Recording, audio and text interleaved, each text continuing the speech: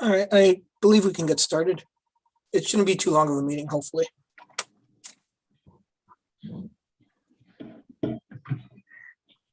All right, first is roll call. I know there's a couple of people that were, that are going to be absent, that were excused. Do you have the list that we just go through the roll call? I don't have that list on me. No, that's all right. From the looks of it, I believe Diana and Glenn are the only two, along with the town manager, Mr. Chapman, and Brandon from AMR. Yeah, it's Diane, not Diana. Diana, Diana, sorry, it's like a little thing here. that's okay. Your classes time.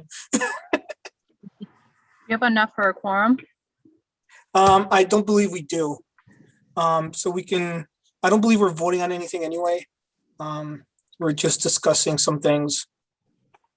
So we will just proceed on and schedule another meeting in a couple of months when hopefully everybody's around. I know the summer is kind of hard for people sometimes, or the beginning of summer. Next on the agenda, please. I should have it with me. I don't see anyone from the public on my end. No, doesn't look like it. Okay, I'll move forward. Okay, since we don't have a quorum, we can't really review and approve previous minutes, but did everybody get the previous minutes? In the committee?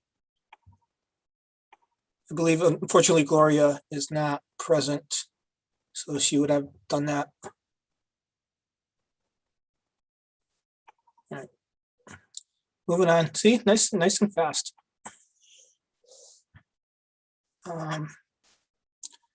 Public awareness and outreach. So I've been talking to a couple of the public relations folks at Newington Ambulance to kind of piggyback on some public awareness posters and stuff like that regarding classes for the community. I know they're opening back up again as far as doing CPR classes, babysitting classes, that sort of thing for the community. So we're going to try to promote through social media mostly, and get awareness on there on EMS side and emergency services. And I know we all do our own little part. The fire department has its events, as does the police. But we're going to try to work from my end with the ambulance and their public relations officer to try to spread the word and about public safety. Any questions or comments on that, or any ideas from the members that are present?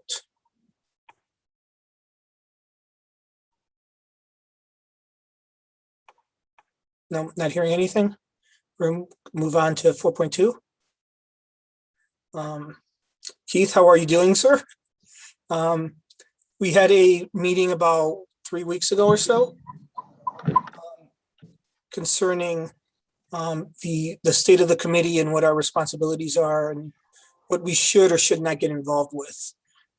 Did you have time to kind of think about that, or I gave you my my thoughts, and I'm trying to not overstep what we do, but we do have responsibilities according to the charter regarding to EMS, and the times and service and stuff like that.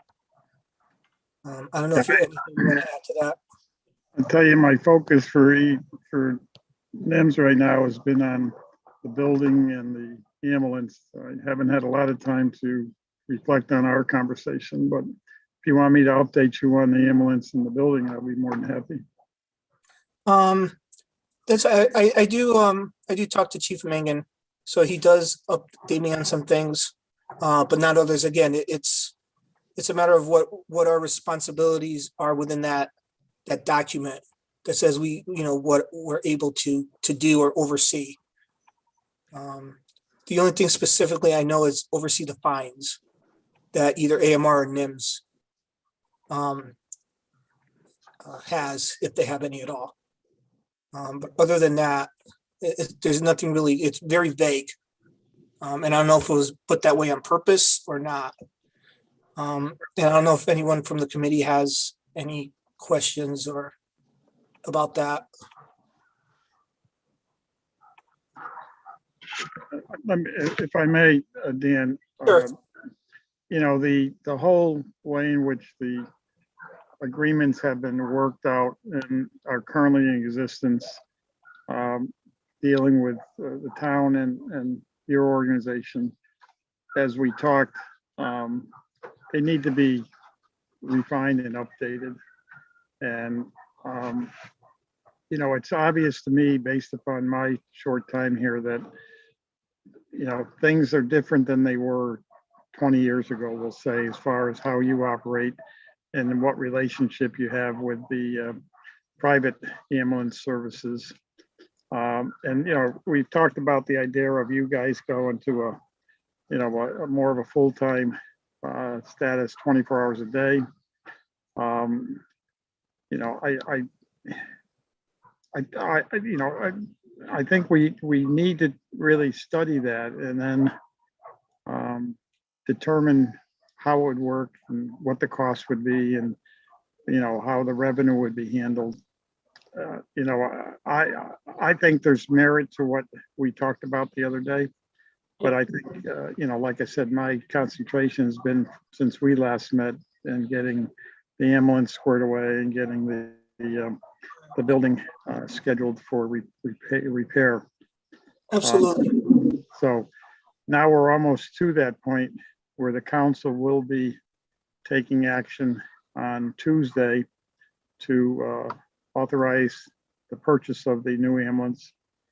And we're still not sure where the money's going to be coming from, whether it's going to be from one of the grants or from internal, but we'll, one way or the other, you're going to get a new ambulance out of it.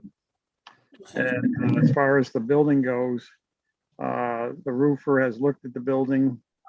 We're going to get the roof replaced and get the brickwork done. Once that's completed, then we're going to go on the inside and get the problems that the rain and water has created inside and get the building up to snuff before the winter so that we can put this to rest once and for all. Just a quick question. So let's say whether it's Newington Ambulance or AMR, if somebody files a complaint, an ambulance was late, something bad happened, whatever the case may be, do each organization do they have to notify the EMS committee on that stuff? Or is it something that they would handle internally? And we wouldn't know as a town agency or as a town committee? I would think that you should be getting noticed, whether it's been resolved or it's still an open discussion. But I think that you guys should be getting all correspondence copied to you. And then if there's action that is required, that you guys would be expected to come together, talk about it and come up with a solution. If it's something that happened, we'll say over the weekend and it's an isolated incident and it's been explained with logic as to what took place. There are times when communication breaks down, but they should be limited. So yeah, I think that your committee should be getting copied on everything that goes on. Excellent, thank you. Any other committee member have any questions? Yeah, Dan. Yeah.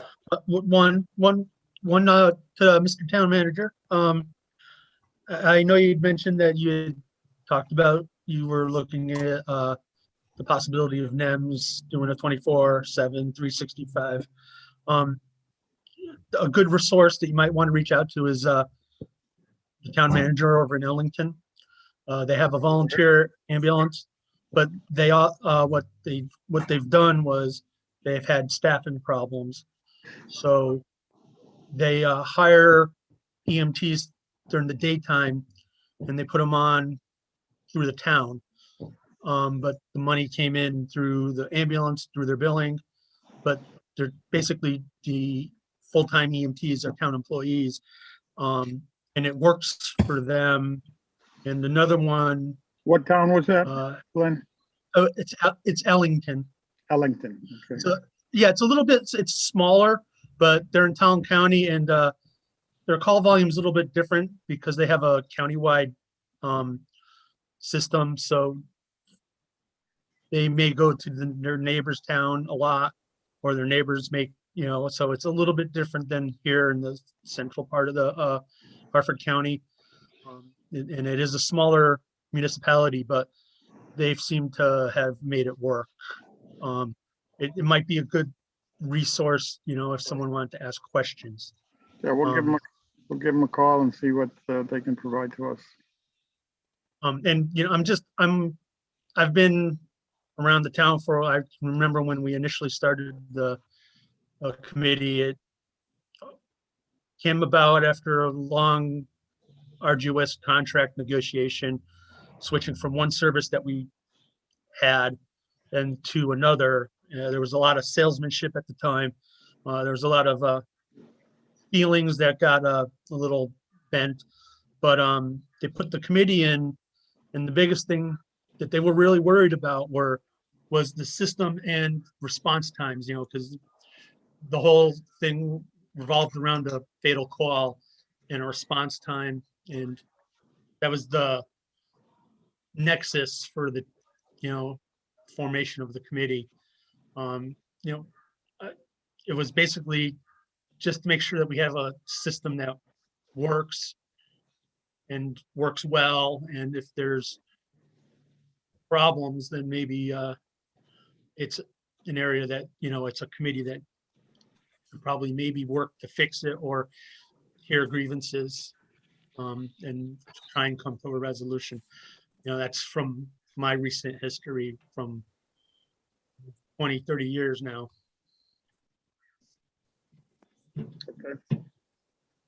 Okay. I failed to mention that the emergency radio system is in its final phase now, where Chief Mangan will be requested to join the other two chiefs on a final, we'll say, plan. We anticipate it will be through the state radio system, which I think everybody feels good about. So we want to get that done by giving a deadline for July 1st for the chiefs to come together with Paul Boutot and myself to finalize that, and then it would go to the council, and if they approve it, then we would proceed. And it looks very promising. And then the rest of the town, the schools and the senior citizens, buses and so forth, that'll be handled as it has been now, with Marcus probably continuing with that service. Thank you, sir. Any other questions from the committee? If not, we can move on. Okay.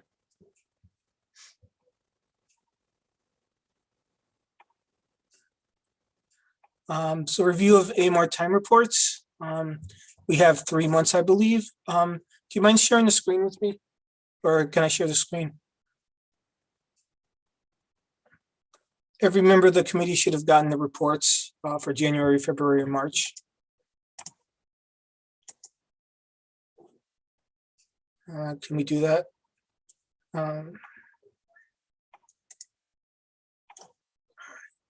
Thank you. Can everybody see them? You should be able to share your screen. Okay. Then give me one moment here. I remember how to do this. Hopefully this works. There we go. All right. I'm not going to scroll down because we got addresses and stuff like that. But just a quick review of the percentage, and again, compliments to AMR for keeping their percentages up past the 90%. I know it's not always easy. There's January, February, I think, March. Brendan, do you have anything, any comments or anything specific that? No, I mean, we've consistently been over 90% for many years now. My entire time in the position as a manager, we've been in the high 90s for service in town.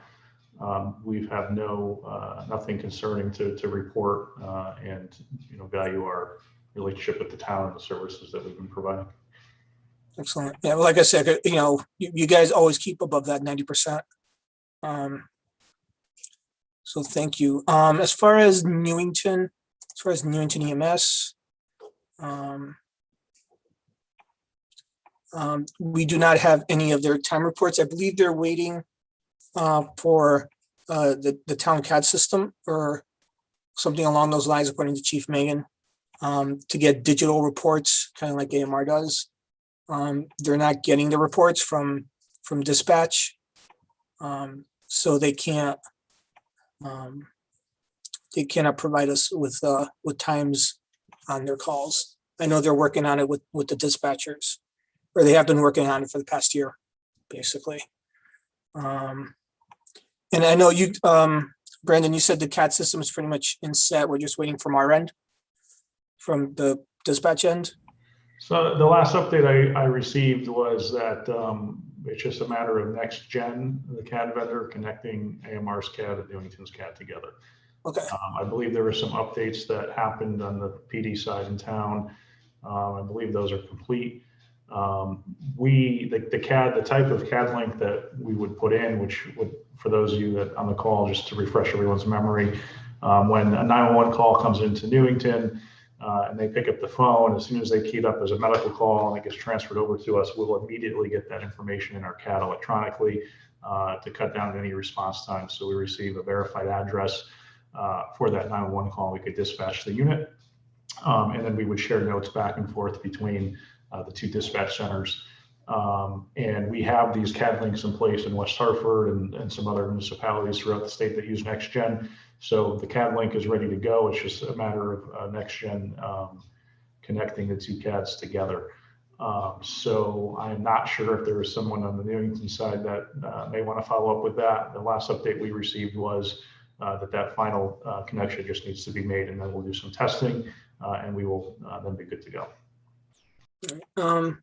I'll ask Dispatcher Garuti. I think he's in charge of the project. I can certainly follow up with him or at some point to get this going. Because we need, again, to review the response time for both AMR and NIMS. It's only fair. As far as that goes, thank you very much, Brandon. Just a question on the CAD. Sure. Brendan, if this CAD link goes through and when it's go through, so when you guys EMD the calls, the codes, determination codes and protocols will go to the NIMS unit and they'll have that information? Yeah, that's correct. So as EMD is being performed, it'll send a data push back with the notes. You'll actually, depending on how the CAD is set up, you may even see the answers to the questions, like is the patient breathing, are they complaining of chest pain, and all that would go back and forth. The final determinant code that you're talking about will be in there as well. Yeah. So if you're getting like the other night, I heard them dispatch NIMS on an emergency to what the way it came over the radio would have been a 26 omega 7, which is sudden immobility. And there's no updates for the units. I've even heard, Medic 3 sometimes asking what priority and do we have the nature? So I think, the CAD link might actually. Yeah, the CAD link will solve some of that. It'll keep everyone in the loop. So some of the challenges is how the calls come in. So, there's certain calls that can't be EMD'd. If they call into Newington on the 7-digit phone number, those calls can't be transferred to the call center as if they were to do 911. So a lot of that will help with that communication. The way the process is now is, you call 911, Newington picks up. If it's a medical call, they get some basic information, then they send it over to us for EMD. There's a period of time where it's kind of awkward for the caller because you have the Newington dispatcher talking to our dispatcher, and the caller gets asked questions, and simultaneously we're dispatching units. Whereas with the CAD link, that'll all be seamless. And then the other challenge is calling back. So if Newington PSAP disconnects from the line and we finish our interrogation and there's a change, for example, it's now a priority 2 call, or maybe it was initially priority 2, now it's a priority 1. That's another phone call that we have to make back to Newington to speak to a dispatcher to give you that update. So the CAD link will share all that information in real time as it's happening. Does the Newington dispatcher have to stay online if they're doing pre-arrivals, or does Newington is able to hang up? I'm sorry, did you say, do they have to stay on the line? Yeah, to keep the call link going. So no, they can hang up. I don't know what routinely happens. Some dispatchers may stay on the line and listen, others may not, understanding it's a busy center. So if you guys only have a few dispatchers working and let's say there's a fire incident or a police incident, they may not be able to stay on the phone, and they could just hang up. Yeah. But fully know what it's like when you have 3 guys and 7 calls. Yeah, exactly. All right. All right, so Town of Newington Emergency Plan Review. I sent this also to Megan over at the marshal's office. I'm not sure what she's gonna do. We still need to coordinate. And do you mind sharing the screen again? Sorry. So basically, every couple of years, we need to come up with a new town emergency plan, all the services in town. And ours is up on 2023, but we need to get it done by the end of 2021 for the state to review it for 2023 if we need to make changes or anything like that. Is this the EMS plan you're talking about? Yeah, the local emergency plan. Can I share again, please? Sorry.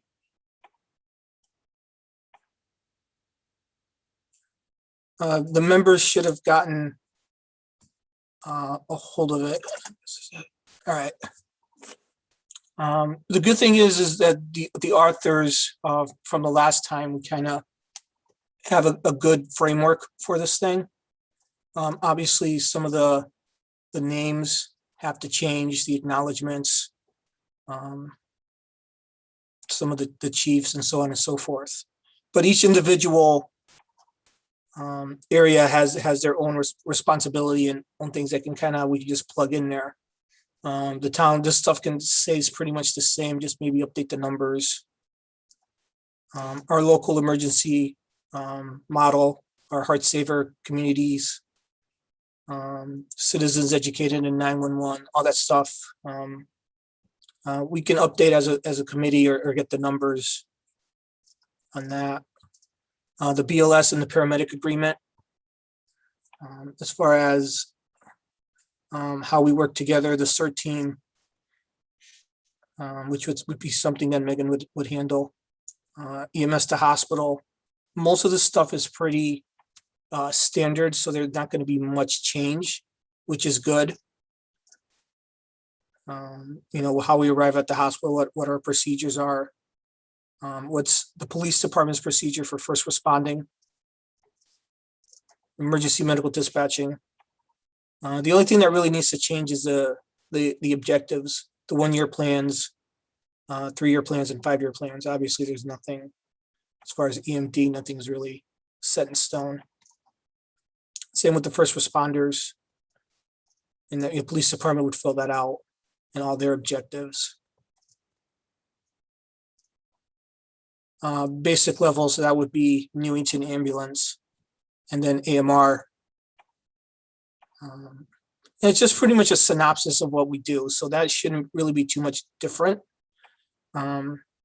Maybe update. Well, the contract, I think, but they both started, the new contract and the new plan started at the same time, so that they should mirror each other. But just performance matrix or measures, who's the supervising people are from the hospital, stuff like that. And again, the objectives, 1-year objective, 3-year objective, so on and so forth, which can change as needed. So again, Chief Megan would have to kind of change this up a little bit, and then we can kind of insert it. and all the performance matrix. In case of emergencies, MCIs, what are procedures, stuff like that. And again, that's something that I'd have to work with Megan with, because she has so little to do over at her department. And again, the paramedic service who runs the PSA, who is assigned the PSA. And obviously, we have to change Chris's name. We don't need Chris anymore, right, Brandon? I hear you got promoted. Is that true? Did who get promoted? Okay. So again, you guys obviously don't really have a 3-year or 5-year plan depending on the contract. But I'll email you a copy of this, Brandon, so then you can kind of take a look at it and see if anything you want to change from your end. Our responsibility, so anybody has any ideas of anything we need to change as far as our objectives, and our, our responsibilities is pretty much laid out by town ordinance. So that it really isn't going to change too much, but obviously we can have different objectives and different goals going forward. The community training programs, again, all the objectives. So it's pretty straightforward. Everybody just have to plug in any updates that they might have. Special needs population, so on and so forth. So that's going to be part of our job for the next few months. To kind of, and part of my responsibility is to talk to Megan and the other department heads and say, hey, is there any changes for any of this stuff?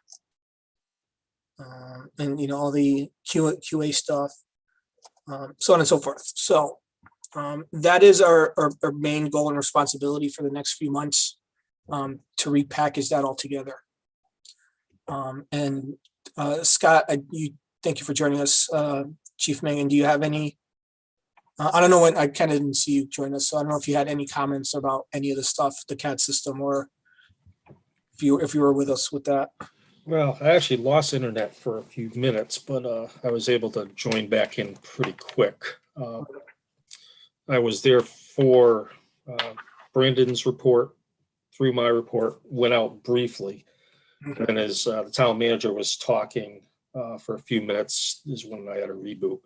But I mean, pretty much everything sounds pretty good. On the LEMC plan, I was going to join in just because of Brandon. The town of Newington's submission deadline is January of 2023, but I know Steve Hotchkiss and them had sent around from the offices saying that they'd like to see plans.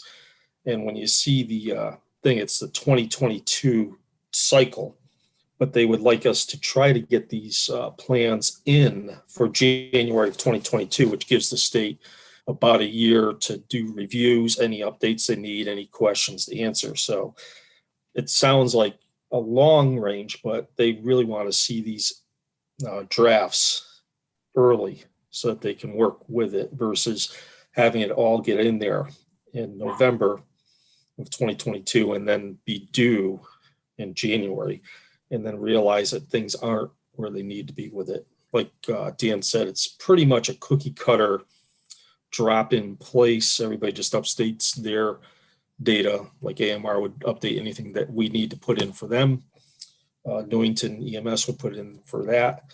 And then the committee usually reviews it, finalizes it, and then it gets submitted from the town. It's actually submitted through the town manager's office. So basically we do all the background work for it as with the committees, AMR, Newington EMS, and the committee to get this thing prepped up. And then it's submitted through the town manager's office or emergency. Basically, it's whoever's in charge of emergency services for the town. So usually it's through the town manager's office for Newington. So that's the big plans, I think, for this next year. Get everything updated and in plan. Any questions from anybody? Scott, I know we were talking about the CAD system, and is Dispatcher Garuti kind of point on that, or is there somebody else? I would say right now he's our point guy. Obviously, there's a lot of administration levels above, and not to disrespect the town manager who's with us tonight, but there's a lot of moving pieces going on right now for anything related to dispatch. The state police plan, for example, will fit into some of this. And on top of that is we'll just call it the housekeeping renovations of the dispatch center. A lot of the stuff that needs to be done to finalize Brandon's part, getting this link, is some of the new hardware. And right now they are still operating out of the emergency management resources center for basically it's a squad room with portable radios and stuff set up. So until dispatch actually gets into some of the newer hardware, the idea of trying to integrate and finalize all the pieces that tie together the CAD system would just have to be all redone anyway. So there's a lot of moving pieces going on. And once that happens, everybody's confident, including Dispatcher Garuti, that the software that Brandon's company has, which is in operation in a lot of our neighboring towns, will work. One of the things that we need to do is get it cleared that it's not going to bring in any type of access to databases through the IT department. So there's a lot of target moving going on. But again, literally, dispatch doesn't even have the desk to put this in the computer to set it up with right now. And so I think part of the whole overhead of that step, there's going to be new dispatch consoles and quite a big change of stuff at the same time. And that's when I would expect that we'll see the AMR CAD link finally, after probably 10 or 15 years, get finalized. Then the second step to that is talking to the vehicles, Newington EMS. Right now, there is a little bit of a roadblock because, again, we are not into the town system. So that's another long range goal. And that probably would be something that in our long range goals, the 1, 3, 5 year plans of LMC probably would be addressed in that also. So I feel confident that it can be done. It will be done. It's just it's everything's coming together. As I hate to say the term, the moons and the planets and everything are starting to align. And once that gets done, then I'm confident we'll be getting everything we need to happen. All right. Any other questions from the committee members about any of the stuff, the communication stuff? I know it's long and complicated, and I've been to a couple of the meetings, and it's just as well as being the town representative for the CMED committee, the Central Organization of Communications for EMS. It can get complicated. No other questions. We'll move on to 6.2. This is something that me and Brandon kind of talked about privately. Brandon's that delay with the standby. It was, I don't want to say it was unfounded, but we kind of talked about it, and it was just one of those things that those hiccups that happens every once in a while. But I put it on there for further full disclosure, and just in case somebody wanted to say something about it. Basically, there was a little bit of a delay. Brandon, if you want to, you got right into the call more than I did for that delay with the lady in the car. Yeah, so basically what this was about, it was a prolonged incident of a patient. There was a female lady that was that the Newington Police Department was dealing with, and there was a standby of over an hour and a half, and we were in the process of switching out units for shift relief, and one of the units left prior to the relieving unit getting into the area. There really wasn't a delay. They just they were for the ambulance, and they were around the corner, so we had to just send them back. But it was a unusual occurrence. We typically don't see this in Newington with delays like that. I believe the situation with the individual involved created some challenges, and the call itself was, like a 2-hour event, and that typically doesn't happen. So yeah, and there wasn't any negative anything effect. The ambulance went back and they got there on time, plenty of time. So it was nothing, it was just, like I said, kind of like a rare event. And I wish our police representative was here. Unfortunately, he couldn't make it either. Because I'm not sure if there's any kind of procedure. Scott, do you know of anything as far as when an Well, EMS would be called during this situation? I know it's situational. Is there danger involved? Could there be? Yeah. Yeah, I mean, it's not like an easy. Well, I know Brandon had, yeah, I know Brandon and his staff had discussed this in passing with me. I had the opportunity to stop down to AMR a few weeks ago, and it was discussed in passing. But basically, one of the concerns that I think everybody always brings up is, again, this was a police matter. There was, and again, it was what happens quite often. It's much like a fire standby. EMS gets called to stage. There was no patient contacts prior to all this happening. So in reality, no faults really exist.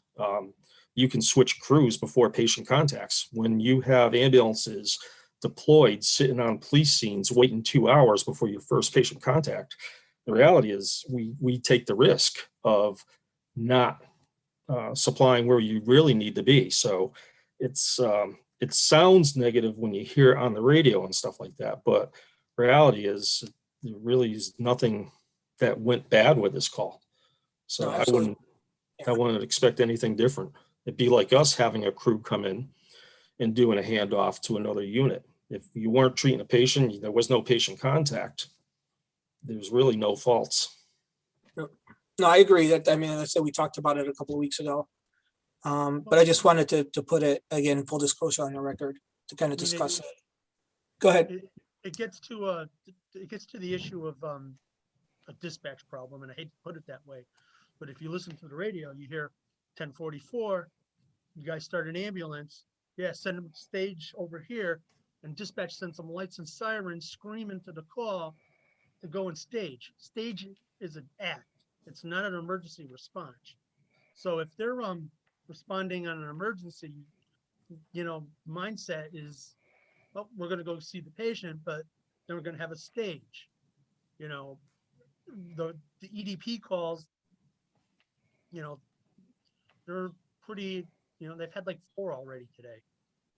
So the staging becomes a problem because sometimes they don't even transport them, which happened like a few nights ago. I think it just, maybe the procedure needs to be clarified. Yeah, I mean, certainly, the Scott, I mean, I know you have good communications with the police department, or we can kind of talk about that if we think it's necessary. Because it does happen quite often in town. But we'll talk about it, I suppose. And that's why we're here, kind of talk about this stuff and kind of make the process better for the public. We can't have 2 ambulances on a standby and then somebody's having chest pain across town and there's a delay of care. So, I mean, it rarely happens.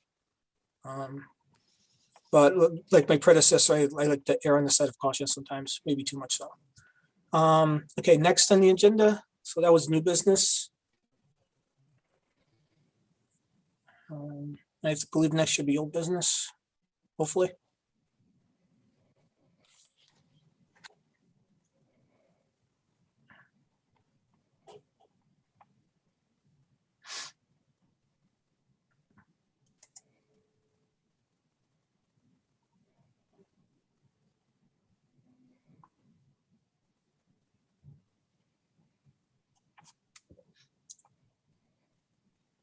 Oh, information sharing. Looks like.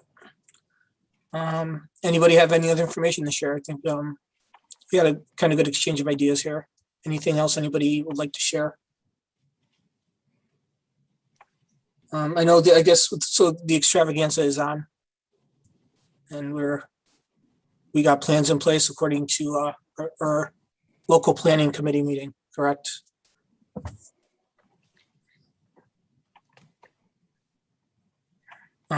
Anybody in the public? I don't think there's anybody here.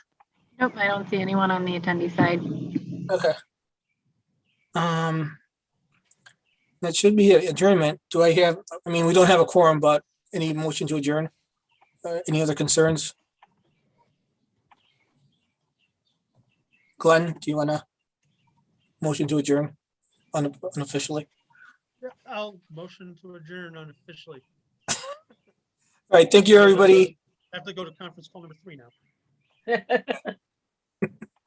All right, thank you, everybody, for